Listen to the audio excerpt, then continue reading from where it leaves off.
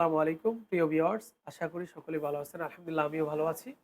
Bhairab physiotherapy and pain relief সেন্টারের পক্ষ থেকে আপনাদের আন্তরিক শুভেচ্ছা ভালোবাসা। আমরা আপনারা অবগত আছেন আমরা প্রায়ই বাত ব্যথা এবং প্যারালাইসিস, স্ট্রোক জনিত প্যারালাইসিস নিয়ে কথা বলে থাকি এবং আমরা ইদানিং পিএলআইডি, লোয়ার ব্যাক পেইন, আপার ব্যাক পেইন, ফ্রোজেন শোল্ডার বিভিন্ন বাত ব্যথায় কিন্তু ভুগছি। এর মধ্যে ফ্র্যাকচার, ব্যালস পালসি, মুখ বাঁকা হয়ে যাওয়া এই ধরনের সমস্যা কিন্তু ভুগছি। এর মধ্যে বেশিরভাগই প্রবলেম হলো লোয়ার ব্যাক পেইন অর্থাৎ কোমর ব্যথা। আজকে আমরা একজন পেশেন্টের সাথে কথা বলবো। তিনি দীর্ঘদিন যাবৎ ব্যথায় ভুগছিলেন এবং অনেক ডাক্তার দেখানোর পরে আমাদের সেন্টারে চিকিৎসা নিয়েছেন। এখন তিনি কেমন আছেন, কি অবস্থা? তিনি একজন প্রবাসী। আ তার মুখে আ তার অভিব্যক্তিগুলো আপনারা শুনবেন। আসুন আমরা তার কাছে তার বিস্তারিত কথাগুলো শুনি।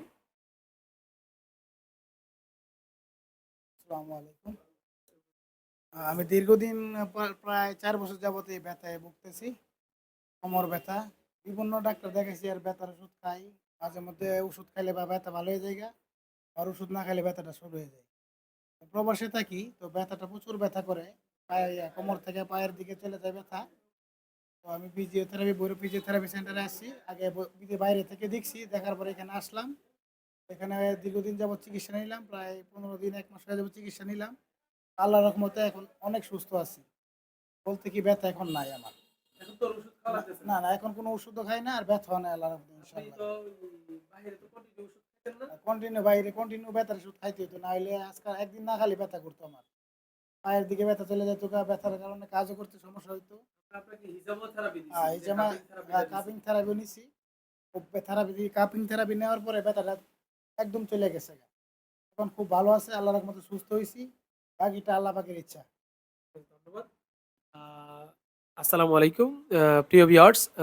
আমরা অনেকে আছি যে ব্যথার জন্য বিভিন্ন ধরনের পেইন কিলার খাচ্ছি। আসলে আমরা যারা বিভিন্ন ধরনের পেইন কিলারের উপর ডিপেন্ড করতেছি, যে একজন অল্টারনেটিভ চিকিৎসক বা ফিজিক্যাল ডাক্তার বা রেজিমেন্টাল থেরাপিস্ট আ কাছে যাচ্ছি না। শুধু মেডিসিন বিশেষজ্ঞদের কাছে যাচ্ছি। এই ধরনের প্রবলেম এর জন্য যারা অতিরিক্ত মেডিসিন খাচ্ছেন, কিডনির সমস্যা, লিভার সিরোসিস এবং হার্ট প্রবলেম, হার্ট বার্ন এবং অনেক স্কিন ডিজিজেস পর্যন্ত হতে পারে।